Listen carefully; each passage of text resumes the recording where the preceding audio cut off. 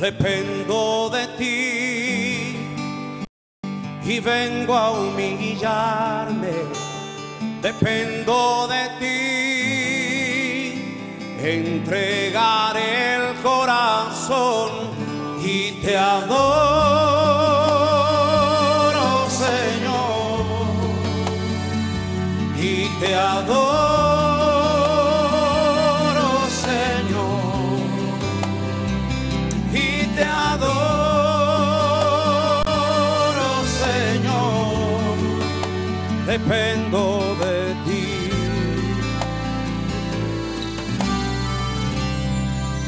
Dependo de ti, eres mi Padre.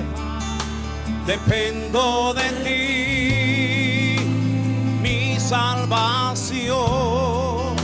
Dependo de ti y vengo a humillarme. Dependo de ti, entregaré el corazón y te adoro, Señor, y te adoro, Señor, y te adoro, Señor. Dependo de ti. Sí, Señor. ¿Cuánto dependen del Señor? ¿Cuánto puede decir gracias, Señor? Dependo de ti. Aunque tu padre y tu madre te dejaran, el Señor con todo te recoge. Lo he visto justo desamparado y su simiente que mendigue pan. Eres santo, santo. Yo nunca dejaré de alabarte. Eres santo, santo. Yo nunca dejaré de alabarte. Y te adoro, Señor, y te adoro, Señor, y pase lo que pase, y te adoro, Señor. Dependo de ti, sí, Señor, y yo dependo de ti.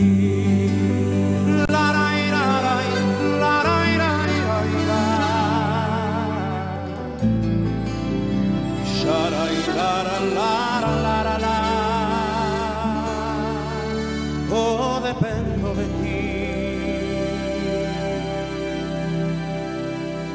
Amén.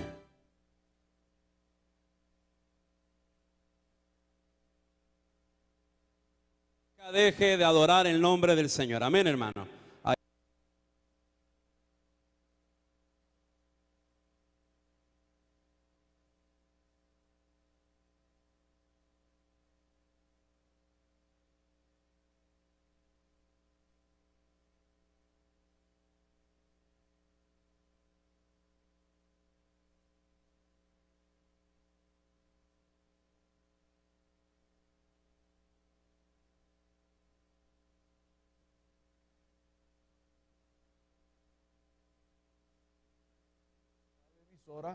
Y los que nos puedan sintonizar también a través de la internet en nuestra página iglesiai.org.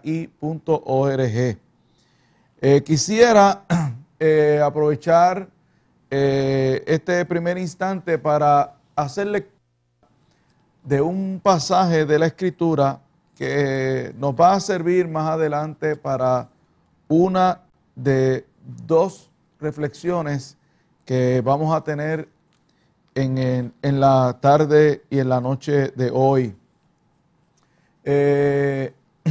Y se encuentra en el libro de Nehemías, el capítulo 13, el verso 22. Y este pasaje fue el texto áureo de la lección del domingo pasado. Y dice así, lo leo en nombre del Padre, del Hijo y del Espíritu Santo. Y dije a los levitas que se purificasen y viniesen a guardar las puertas para santificar el día del reposo. También por esto acuérdate de mí, Dios mío, y perdóname según la grandeza de tus misericordias. Bendiga el Señor esta su palabra ley de nuestros corazones. Purifícanos y santifícanos en tu palabra y en tu verdad. Para nosotros preservar las puertas del alma, las puertas del evangelio, las puertas de la vida, las puertas de nuestros hogares, las puertas del país, para poder santificar y preservar el reposo tuyo, el descanso tuyo, la paz tuya en nuestros corazones. Haz de este programa una bendición para todo el que escucha y en todos los detalles del mismo, hazte sentir y hazte conocer. A ti daremos toda gloria y toda honra en Cristo Jesús. Amén y gracias, Señor. Quiero excusar al reverendo Isaías Narváez.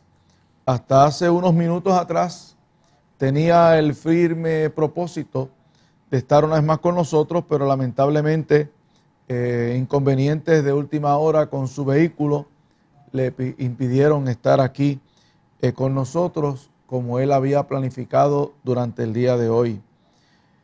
Quiero entonces aprovechar para darles a todos ustedes un repaso de las oportunidades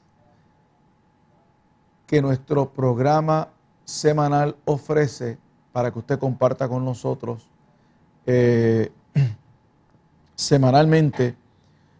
Todos los domingos en la mañana el culto matinal se repite en dos ocasiones, a las 8 y a las 11:15. Así que este próximo domingo, a las 8 y a las 11:15, va a dirigir nuestra hermana Marieli Bruno y va a predicar su servidor, el pastor Miguel Antonio Morales. En las noches hay culto de oración en el aposento alto.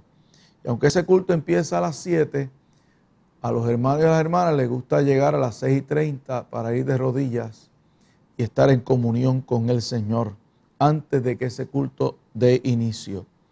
Lunes tenemos la clase, en la noche tenemos la clase de escuela bíblica, la clase que usa la revista de educación cristiana El Discípulo. Esa clase es desde las 7:30 hasta las 9. Hay también oración en el aposento alto y hay un precioso grupo de profesantes de fe que están tomando cursos para bautismo. Martes en la mañana tenemos un impactante y precioso culto de oración que empieza a las 9 de la mañana. Es transmitido por nuestra página en la internet iglesiai.org en vivo siempre predica en ese culto el evangelista Víctor Rosselló. En la noche tenemos oración en los hogares. A veces hay reuniones y a veces hay cultos de evangelismo. Los miércoles a las 7 de la noche ensaya nuestro coro de niños y a las 7:30 tenemos nuestro culto de oración. Como anoche lo hubo, hay sociedad de niños también. En el día de hoy, en la mañana, salía el grupo de visitación a los hogares y los hospitales. Tenemos ahora mismo este programa radial, Testifiquemos de Cristo, por Triunfo 96.9 FM. Más adelante tenemos el ensayo del coro mayor y la célula del camino van a visitar algún hogar. Esta noche también la Gran Comisión de Buenavista sale a visitar Palacios del Río 1. Así que esa avanzada sale para anunciar en la comunidad de Palacios del Río 1 que mañana en la noche habrá una bella actividad dirigida especialmente para la niñez, pero que contiene grandes valores y principios morales. Como un atractivo adicional para los niños, hay un espectáculo que es con perros adiestrados, que se llaman los super dogs, los super perros. Es algo muy vistoso, es muy atractivo. Si nos escuchan los vecinos de Palacio de Río 1, espérenlo que mañana en la noche les vamos a visitar. Esta noche vamos a visitar para anunciar esa actividad y mañana en la noche estaremos presentando dicha actividad para la niñez. Sábado en la mañana, oración en el aposento alto. Se reúne la tropa de niños escucha a las 4:08. El domingo 1 de septiembre, como ya hemos anunciado, a las 8 y a las 11:15, culto de oración y predicación, y a las 7 de la noche, oración en el aposento alto. Quiero adelantarles que del 15 al, del 22 del 15 al 22 de septiembre es nuestra Semana de la Historia, y del 22 al 29 celebramos 94 años de predicación y testimonio en este lugar. Entre los predicadores que nos van a acompañar está el doctor Samuel Sullivan y la reverenda Elizabeth Guidini. Más adelante daremos más detalles sobre este evento, que es un evento trascendental y muy importante. Voy a dejar para la segunda mitad el comentario del libro de Nehemías. En esta noche quisiera que usted me acompañe a leer en el Evangelio según Juan, el capítulo 5, los versos del 21 en adelante, que yo leo en el nombre del Padre, del Hijo y del Espíritu Santo, y dice así la bella y poderosa palabra del Señor. Porque como el Padre levanta a los muertos y les da vida, así también el Hijo a los que quiere da vida. Verso 24 dice, de cierto os digo, el que oye mi palabra y cree al que me envió, tiene vida eterna y no vendrá a condenación, mas ha pasado de muerte a vida. Bendiga al Señor su palabra leída en nuestros corazones. Es interesante que el capítulo 5 del Evangelio según Juan comienza con una referencia a una de las grandes fiestas que se celebraba en Jerusalén. Eran fiestas del Espíritu, eran fiestas religiosas. Y en Jerusalén, dice la palabra, cerca de la puerta de las ovejas, porque esto quedaba cerca del muro, y en el muro había una puerta que los pastores utilizaban cuando iban a adentrar las ovejas, sus rediles, adentro. Una de las razones para lo cual hacían esto era porque muchas de esas ovejas que entraban dentro del muro iban a ser utilizadas en los distintos ritos por los sacerdotes, iban a ser sacrificadas, iban a ser lavadas, limpiadas. En uno de los estanques que había, y cerca de ese lugar había un estanque, que es el estanque del cual se habla en esta perícopa, en este pasaje. Vuelvo y repito, y hay en Jerusalén, cerca de la puerta de las ovejas, un estanque llamado en hebreo Betesda, y depende de cómo se haya escrito originalmente Betesda, puede ser casa de misericordia o casa de los olivos, el cual tiene 5 pórticos, porque ese estanque se dividía en 2. Eran unos balcones, y estos balcones, imagínense un techo que está sostenido por columnas, pues hay 4 columnas, cuatro paredes de columnas. Y como el lugar está dividido y tiene 2 niveles, hay otra serie de columnas en el medio. Se hacen 5 pórticos, se le llamaba. Quiero enfatizar el hecho de que en este estanque, que es un estanque, es agua estancada, se lavaban las ovejas. Así que la higiene del lugar, el olor del lugar, no era el mejor. Sin embargo, este lugar tenía un atractivo por una superstición que se daba en el lugar. Se cree que este lugar era alimentado, su agua era alimentada por una corriente subterránea, que cuando muy lejos de ese lugar llovía y el agua bajaba con fuerza, aunque estuviera soleado en Jerusalén, el agua entraba de una manera subterránea, movía y clarificaba el agua que estaba estancada. Muchas personas atribuyeron a este movimiento algo sobrenatural, y de ahí viene lo que voy a leer, los versos 3 y 4.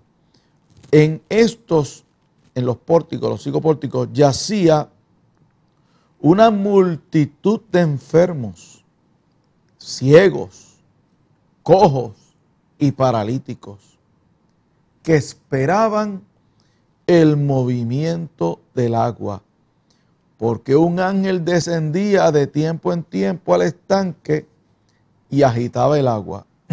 Y el que primero descendía al estanque, después del movimiento del agua, quedaba sano de cualquier enfermedad que tuviese.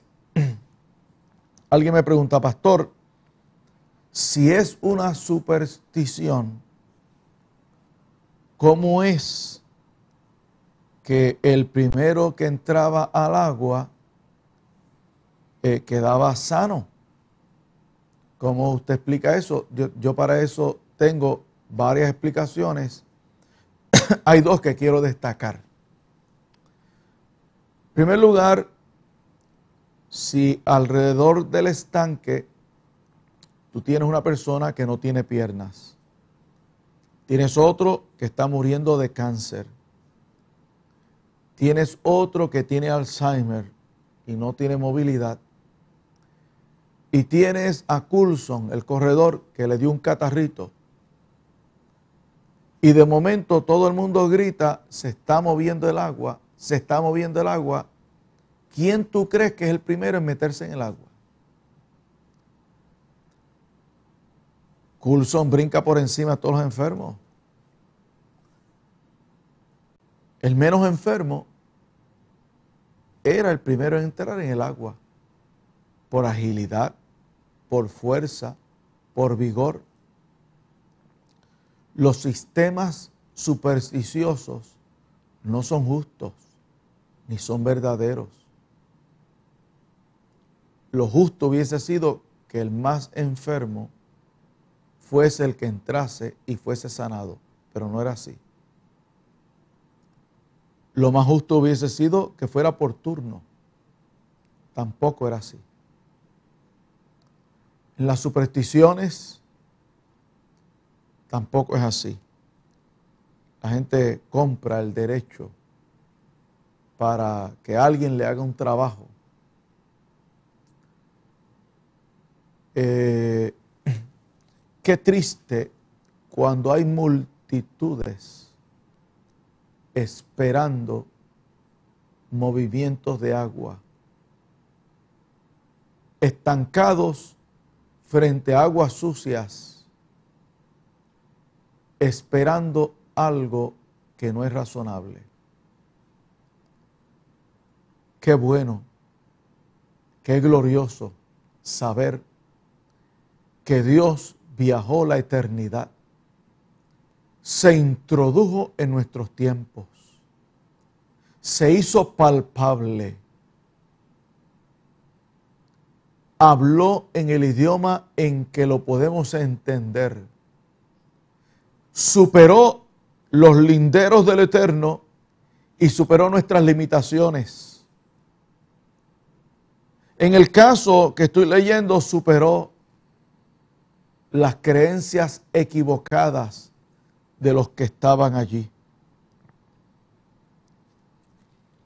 Dice el verso 5, y había allí un hombre que hacía 38 años que estaba enfermo. Oiga, 38 años esperando, viendo cómo injustamente otros que llegaron después que él supuestamente eran sanados. Porque esta es la otra teoría que tengo. Dios nos diseñó para tener fe, para asumir actitudes positivas en la vida. Se supone que ese ejercicio se haga con la fe que es en Jesucristo y que nosotros depositemos toda nuestra fe y nuestra confianza en Él y esperemos confiadamente en su palabra. La Biblia nos enseña a vivir por fe y a esperar cosas buenas de parte del Señor. Pero aún esos mecanismos que Dios ha puesto en nosotros operan cuando nosotros esperamos algo bueno. Yo he aprendido en mi pastoral que el que no quiere ser sanado no se sana. Que el que tiene miedo a morirse muchas veces se muere. Y el que está positivo ayuda a la medicina. Y el que cree en Jesucristo y tiene fe en el Señor, permite que el Espíritu Santo opere en él milagros. La fe es una cosa maravillosa. Creer en y esperar en el Señor es maravilloso. Qué pena que hay personas que han puesto esa fe en aguas estancadas. En lugar de permitir que Jesucristo siembre en su espíritu una fuente que salte para vida eterna. Ríos de agua viva que Dios tiene para nosotros. Este hombre estuvo ahí 38 años esperando. Cuando Jesús lo vio acostado y supo que llevaba ya mucho tiempo, le dijo: ¿quieres ser sano?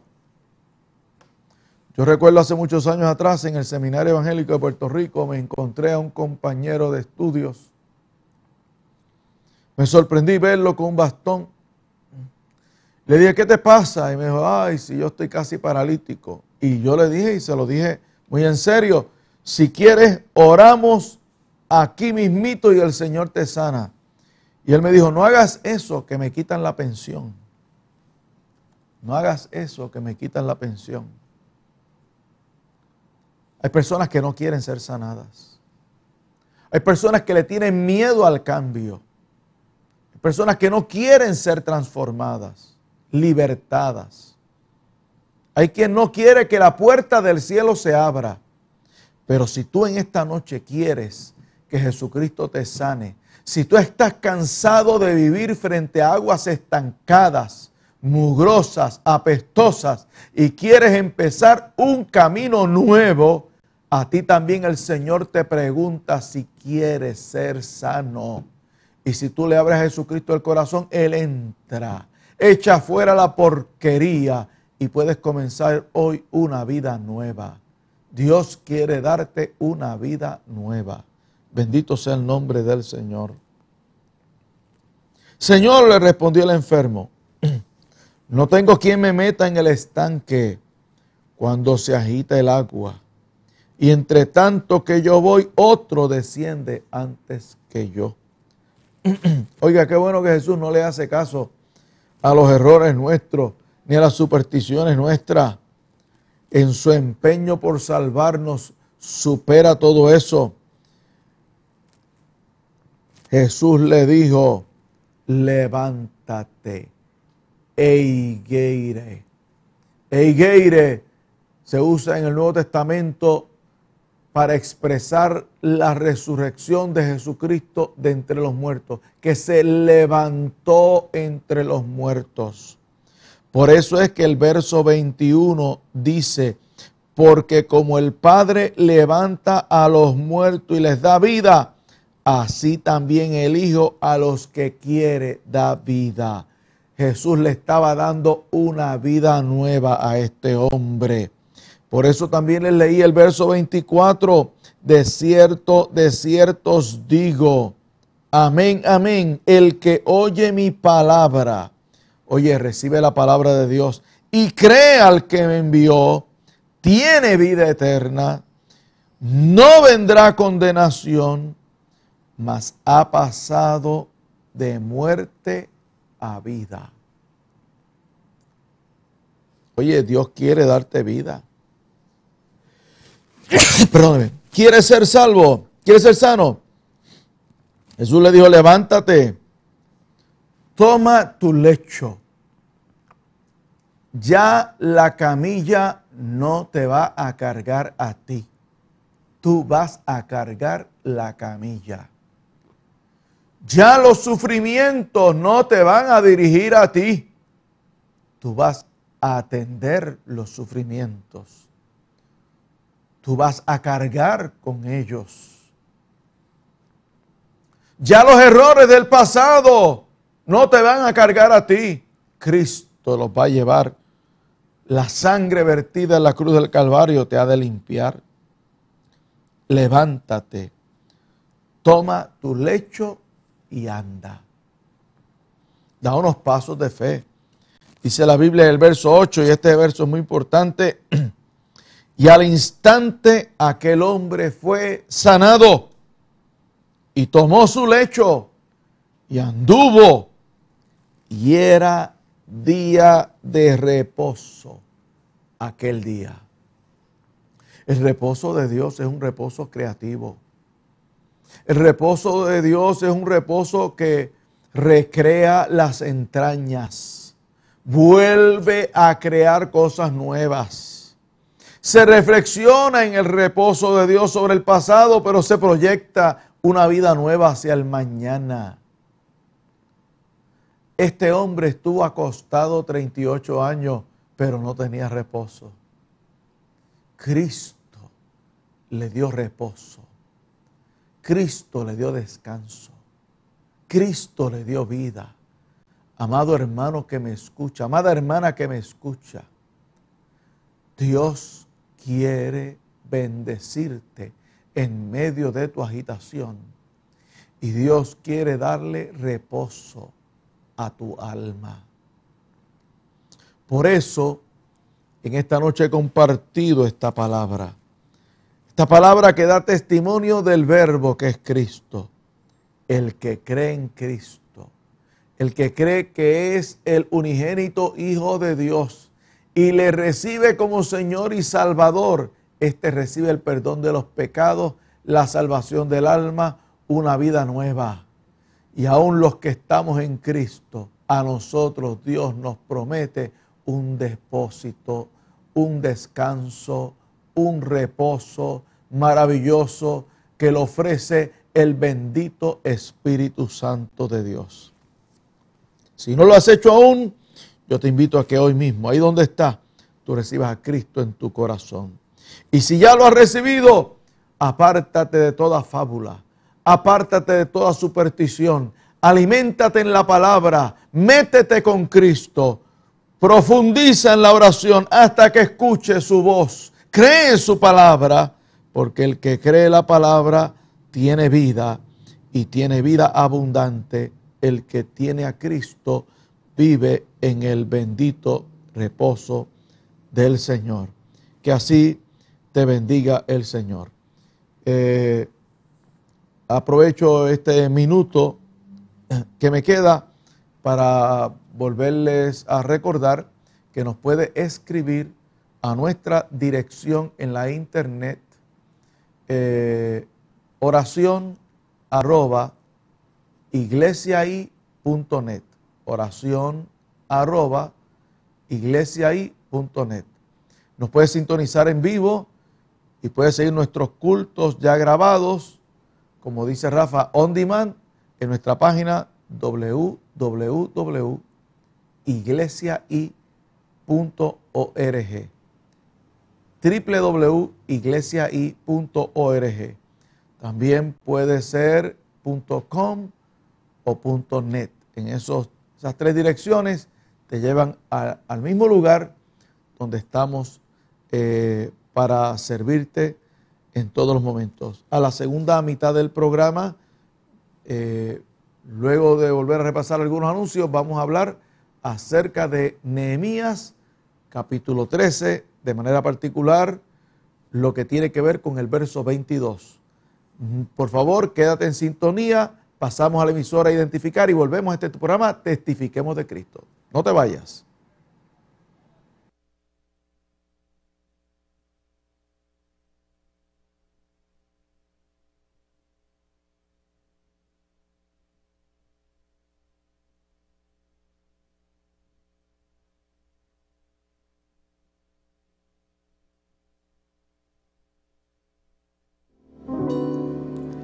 Puedo oscurecer, puedo ser rodeado de lo que nunca esperé, estar en la neblina de un gran dolor y pensar que no hay salida para mí.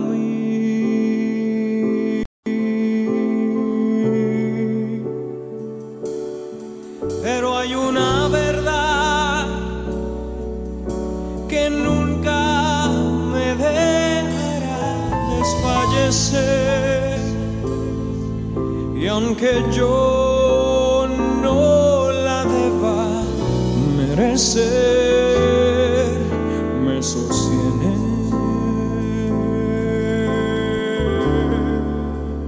Dios sido fiel, Dios ha sido fiel, su fidelidad nunca acabará, permanecerá, siempre crecerá. Él ha sido fiel y por siempre lo será.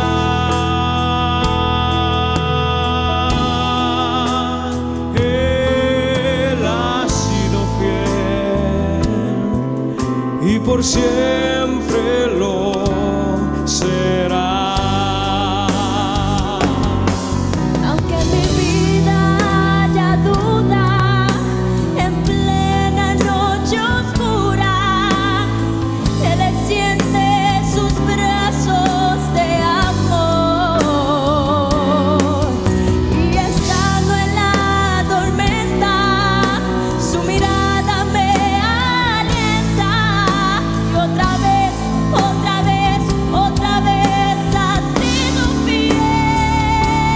ha sido fiel. Dios ha sido fiel. Dios ha sido fiel. Su fidelidad nunca acabará, permanecerá, siempre crecerá. Él ha sido fiel y por siempre lo será.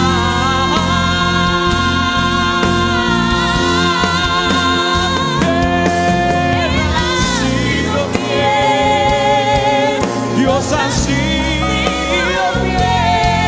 Él ha sido fiel y por siempre lo será.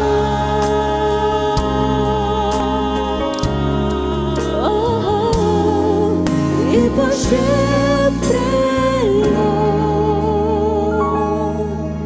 será.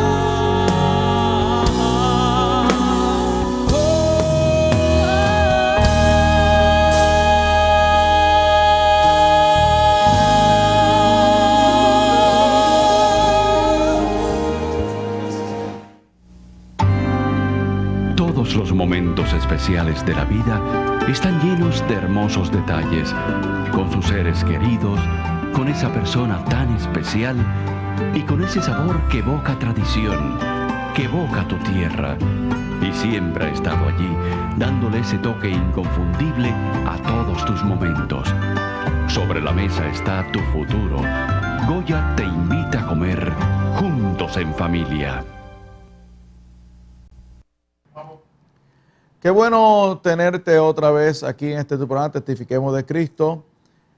Hace unos segundos escuchaba a nuestro hermano Eliam y Elianice Espinosa en esa bella interpretación.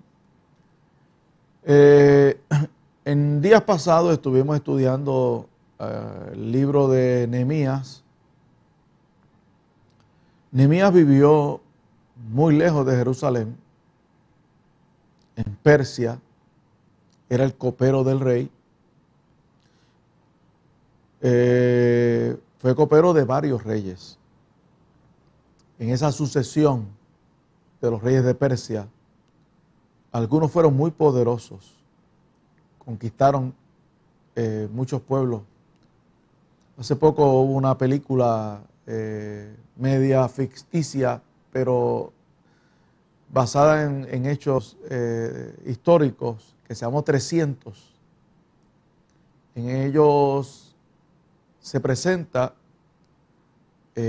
a uno de los reyes, de los cuales Nehemías fue copero.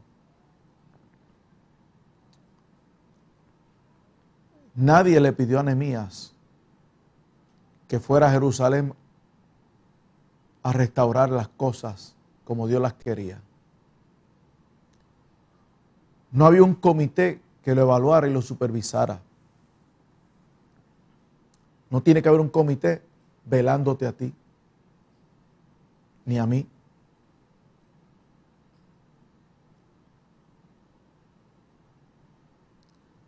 Él había sido convocado por Dios, llamado por Dios. Dios puso una carga en su corazón y él respondió a lo que Dios esperaba de él.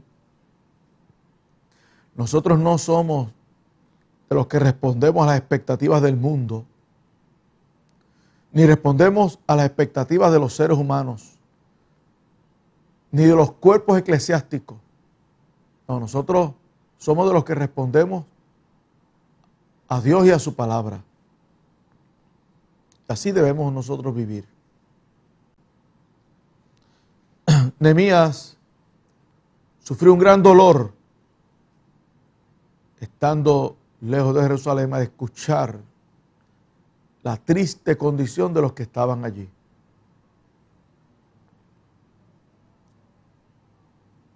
A veces uno ve personas en la calle evidentemente drogadas y uno siente lástima. A veces uno ora en la mente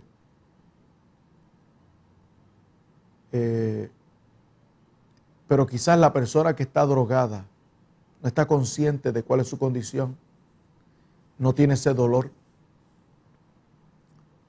La preocupación y el dolor que tenía Nehemías no era compartido por los mismos que estaban en Jerusalén, porque estaban ciegos a su condición.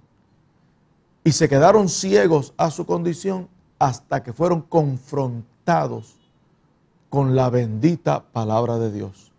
Capítulo 13 de Nehemías comienza: aquel día se leyó en el libro de Moisés, oyéndole el pueblo, y fue hallado escrito en él que los amonitas y los moabitas no debían entrar jamás en la congregación de Dios.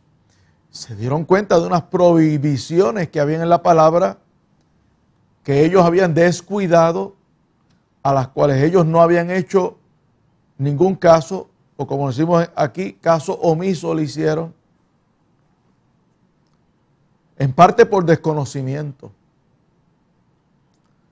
Ese gran dolor que sufrió Nehemías fue el inicio de una bella oportunidad para que Dios se glorificara.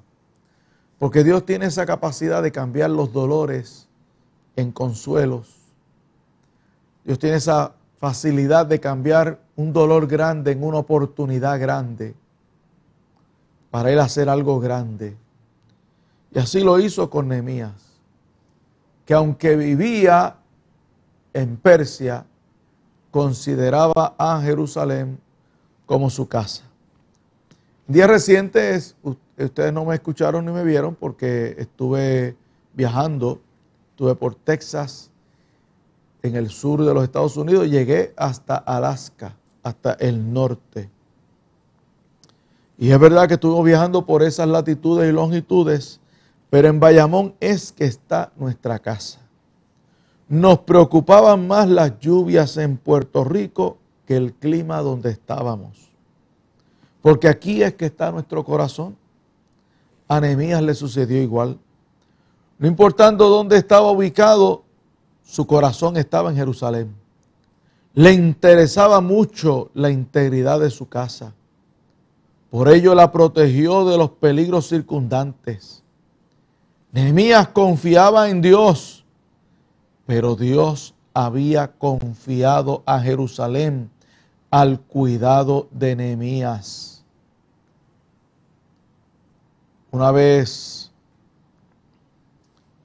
le preguntaron a un pastor, alguien le preguntó a un pastor, ¿usted cree que yo creo en Dios? Y el pastor le dijo, a veces lo importante es si Dios cree en ti. Dios había confiado en Nehemías a Jerusalén. Nadie supervisaba a Nehemías, pero Nehemías sabía que un día tendría que dar cuentas. Todos tendremos que dar cuentas. Jerusalén estaba rodeada de enemigos y de peligros. No levantar los muros era dejarla a la merced de los enemigos. Quiero que sepan que yo confío en Dios, pero tengo rejas y candados en mi casa. Porque no hacerlo compromete la integridad de mi casa y de los que vivimos en ella. Dejar la casa abierta es confiar en la buena voluntad de los pillos. Y eso, amados hermanos, confiar en la buena voluntad de los pillos no es aconsejable. Así que era importante para Nehemías edificar los muros, y lo hicieron. Pero las murallas son eficaces siempre y cuando el peligro se mantenga afuera. Las rejas funcionan cuando los criminales están afuera y cuando los candados están cerrados. Pero si uno de la familia se convierte en criminal, entonces ya el mal está adentro. Y el problema con Jerusalén fue que el mal entró en el corazón de los que moraban dentro de las murallas. Las murallas y las puertas que Dios nos invita a edificar y a reconstruir son las puertas de la integridad, los valores y la moral. Las murallas físicas que Nehemías restauró fueron religiosas, pero cuando el mal ya estaba adentro, hacían falta la integridad y la moral.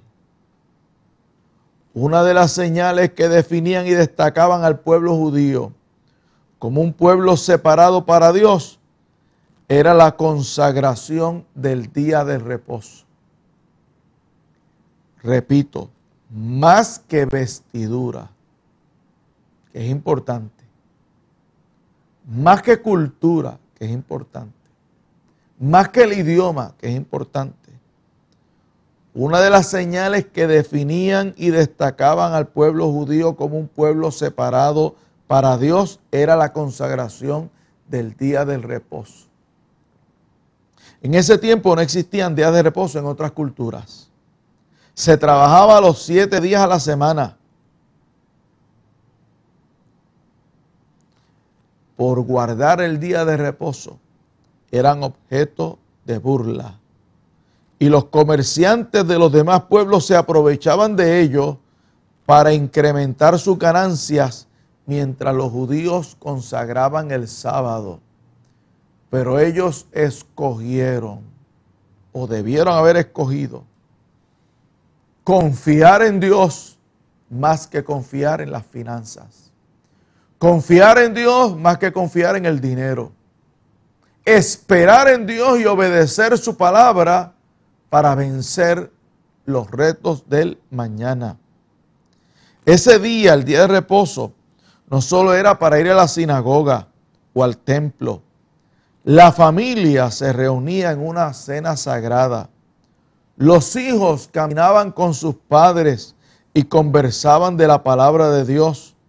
Y se cerraban las 24 horas de reposo en el hogar con un tiempo de oración y cántico. El pueblo de Dios aprendió a organizarse y a estructurarse. Todo lo que había que hacerlo en 6 días. Todo lo que había que hacerse en una semana, había que hacerlo y programarlo para hacerlo en 6 días. En el 7º día se adoraba a Dios. Se reflexionaba sobre lo que se había hecho. Se evaluaba lo que se había hecho la semana anterior y se proyectaba en oración, en fe, en certidumbre de fe, lo que se iba a hacer en la semana próxima. Se cultivaban los valores intrafamiliares, los afectos intrafamiliares.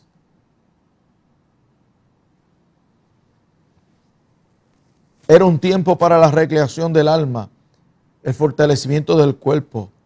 Era el plan de Dios para Israel. Ahora, los vecinos que entraban a Jerusalén llevaban consigo otros valores y otras costumbres. Oye, no hay problema con recibir visitas en el hogar, pero quienes nos visiten deben respetar nuestras convicciones y nuestras costumbres. Hay que dar a respetar nuestras casas. Si alguien bebe licor, habla palabras profanas o maldice, que lo haga en su propio espacio y no en nuestras casas. En Jerusalén, los vecinos impusieron sus malas costumbres, robándole al pueblo de Dios su integridad. Las nuevas generaciones ni se daban cuenta de lo que se había perdido, pues aprendieron a vivir como los vecinos, como los demás, y no como Dios esperaba de ellos. Oye, ¿cuáles son las cosas que nos definen a nosotros como pueblo de Dios? ¿Cuáles son las características, costumbres, pautas, modos de vida que nos definen a nosotros como pueblo de Dios? No lo podemos perder. Y las casas nuestras hay que defenderlas y hay que darlas a respetar.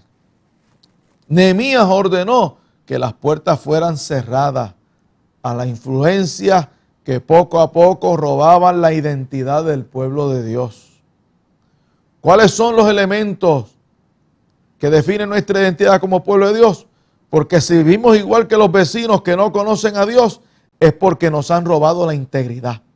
Si somos iguales a los que no conocen a Dios, entonces tampoco tenemos una aportación particular que hacerle al país.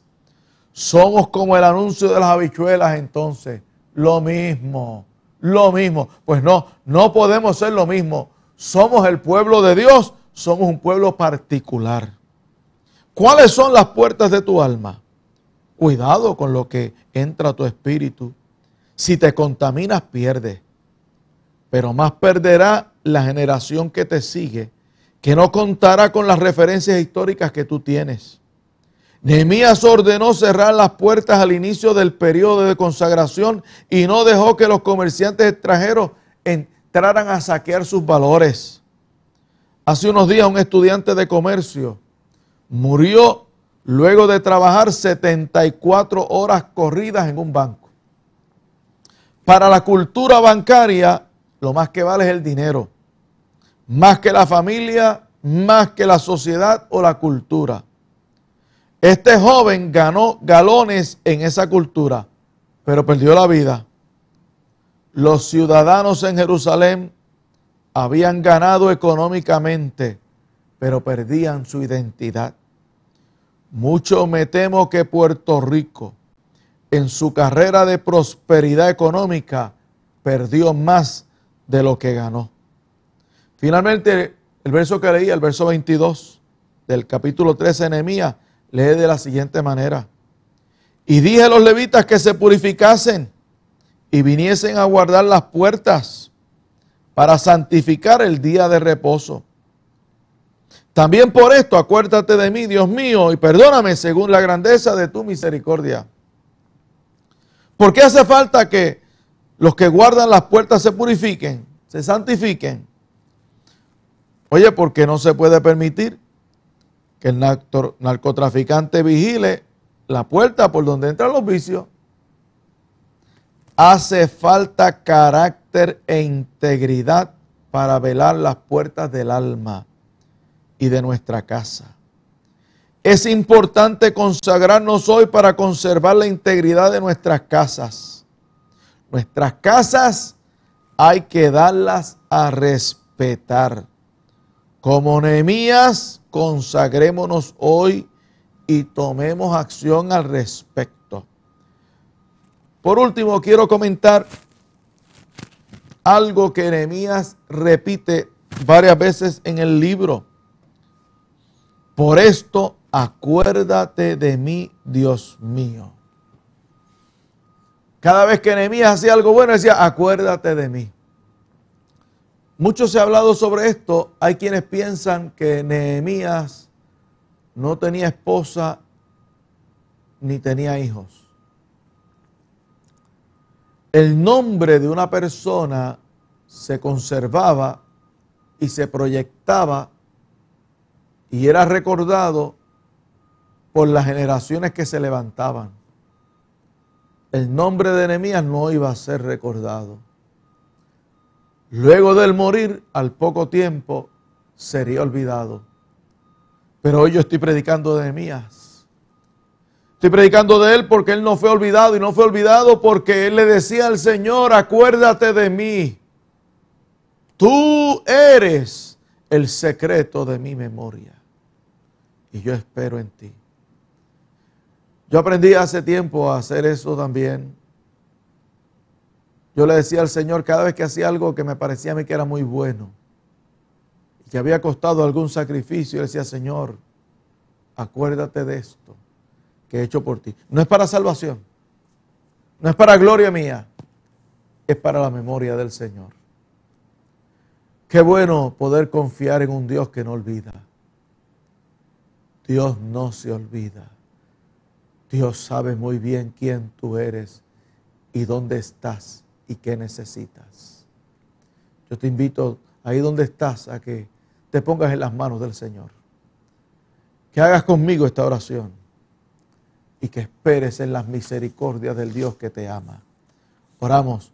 Buen Dios y Padre nuestro, mira a los que hoy abren el corazón a ti. Mira a los que necesitan ser confortados, sanados y consolados. Entra a sus vidas, crea todas las cosas nuevas. Llénalos de tu Espíritu Santo. Dale entendimiento y amor por tu palabra para que crezcan, se desarrollen. Muéstranos el camino, Señor, para preservar íntegramente nuestra casa, la casa del alma, nuestros hogares, nuestros santuarios, nuestros cultos que son a tu gloria y a tu honra. Acuérdate de nosotros y ten de nosotros misericordia. En Cristo Jesús lo pedimos y te damos gracias. Amén y amén. Les recuerdo que del 22 al 29 hemos de celebrar aquí nuestra campaña de aniversario, que estamos en la carretera 167 en el kilómetro 15.1 y que nuestros cultos los domingos son a las 8 y a las 11:15 de la mañana.